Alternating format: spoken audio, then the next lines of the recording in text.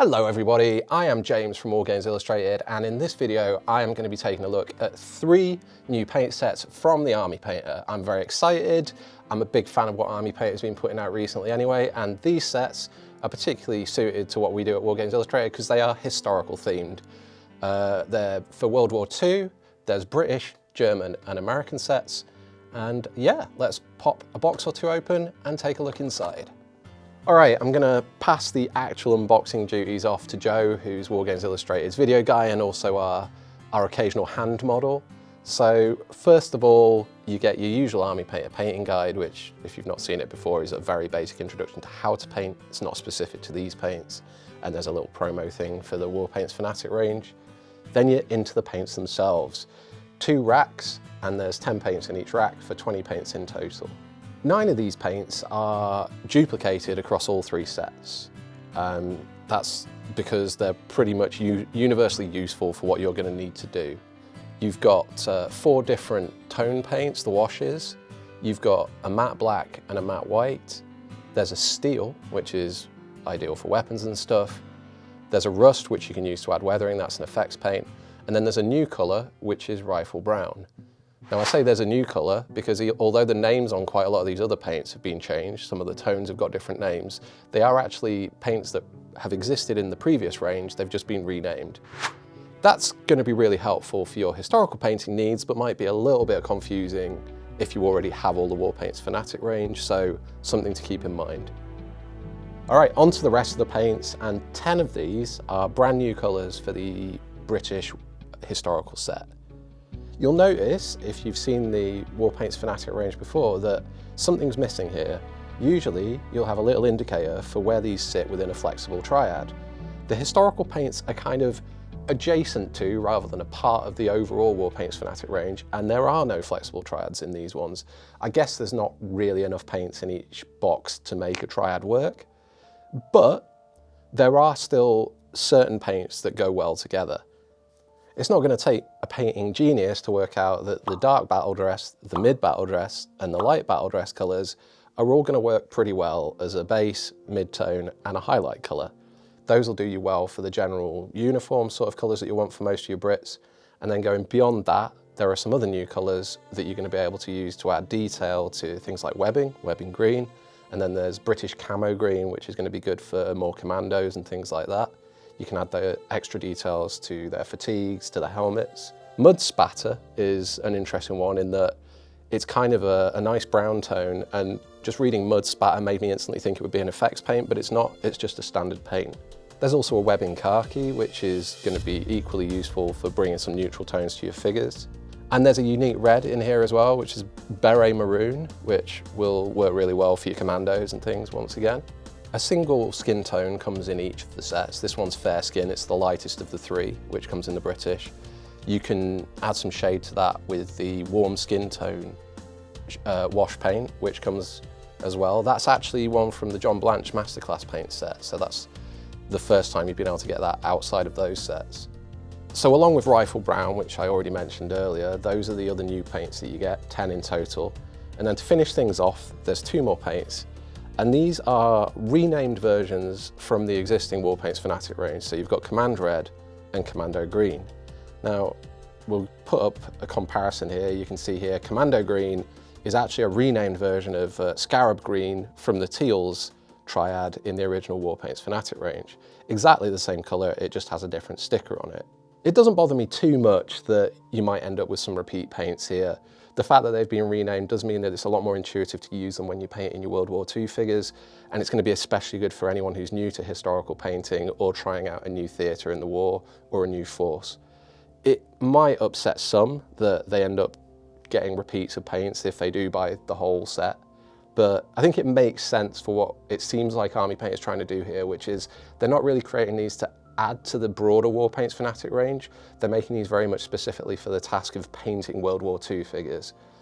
The colours here overall are more drab, they're more desaturated, whereas the Fanatic range in the broader sense has a lot more vibrancy and saturation, and it feels much more suited to fantasy and sci-fi painting. Okay, so that was the British set, and now onto the Germans. The German set has got 9 totally new paints in it, and I actually really like some of the colours in here.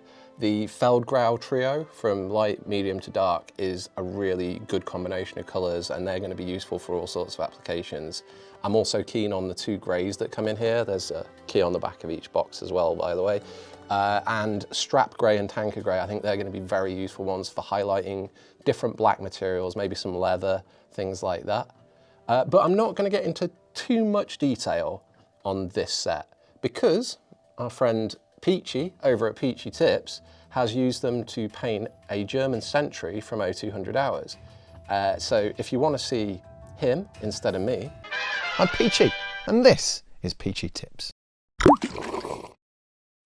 Head over to Peachy Tips and see what he's been up to as well. If you're still here and haven't immediately scampered off to Peachy's channel to see what he's up to, well, thank you for staying, and I will reward you by opening another set. We've still got the American set left. I'm actually gonna pop the paints out of this one, take them away, put them on a figure and see how the paints work in practice. But before I do that, if you feel like giving the video a like, giving us a subscribe, maybe commenting, that would be great. But right, I'm off. A few moments later.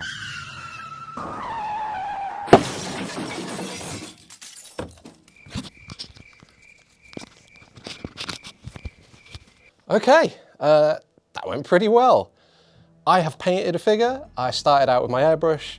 I've gone in with the paints with a brush after that, and let's take a closer look. So I started applying the colours with a bit of an inside-out approach where I began with the lighter tones and darkened and darkened. That means that if I splash paint across somewhere, because I'm not having to then paint over with a lighter tone, it's actually easier to cover with that darker paint that I use next. So I started out with this kit using the paint which is called Canvas. This is one of my favourites of the new paints in this set. It's great for painting up pouches, bags, straps, things like that.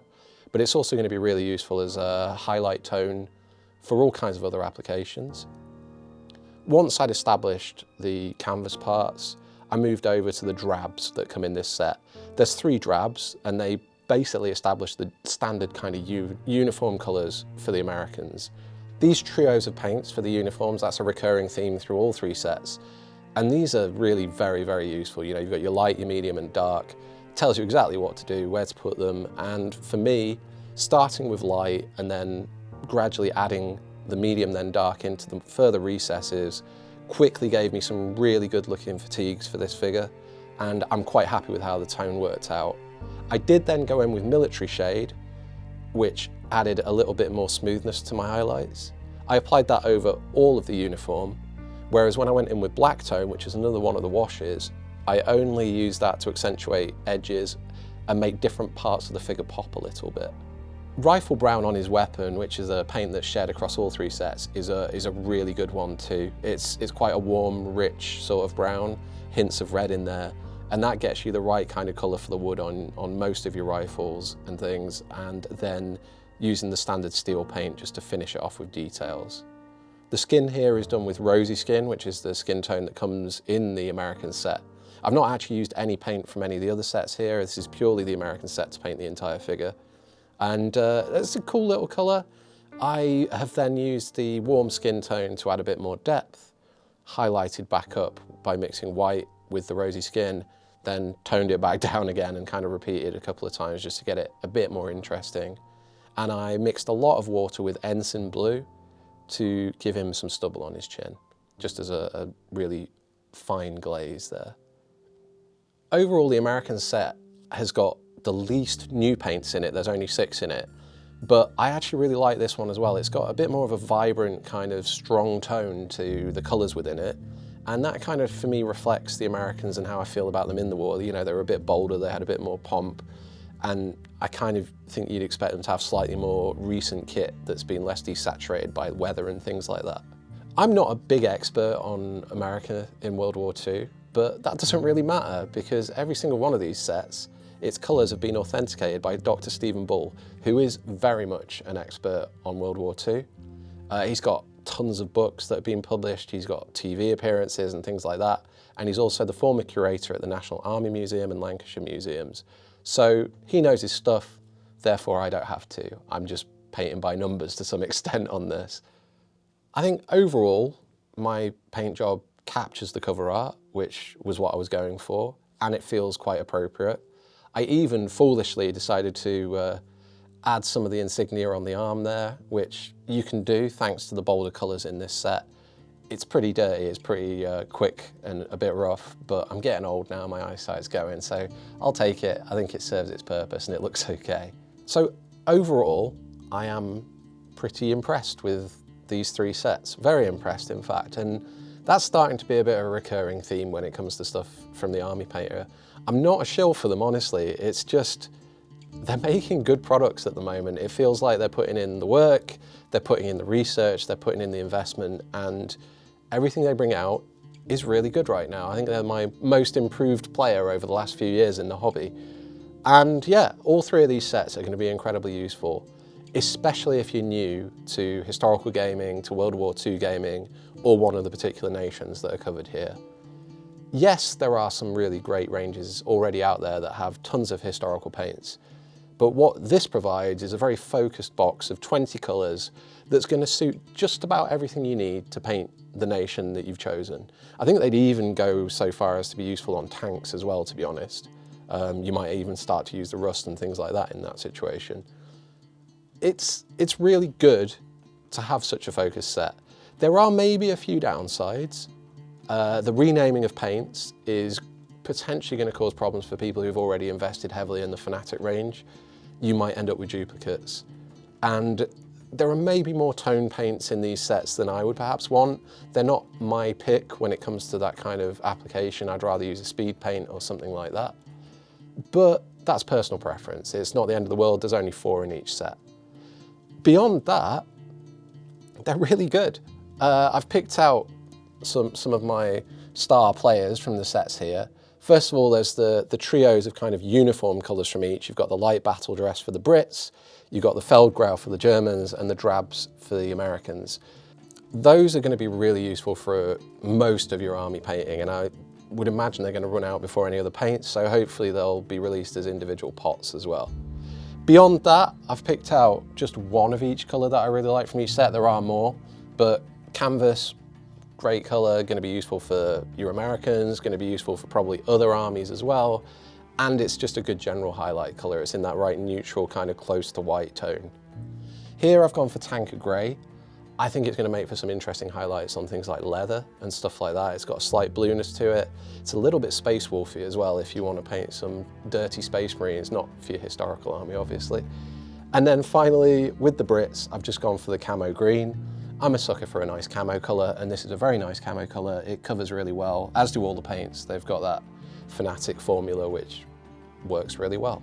So these sets come highly recommended, and I think it's great that there's the potential that they'll bring new players into historical wargaming through the ease that they're going to give them to paint figures and the confidence that they're using the right colours. I hope to see more in the historical range.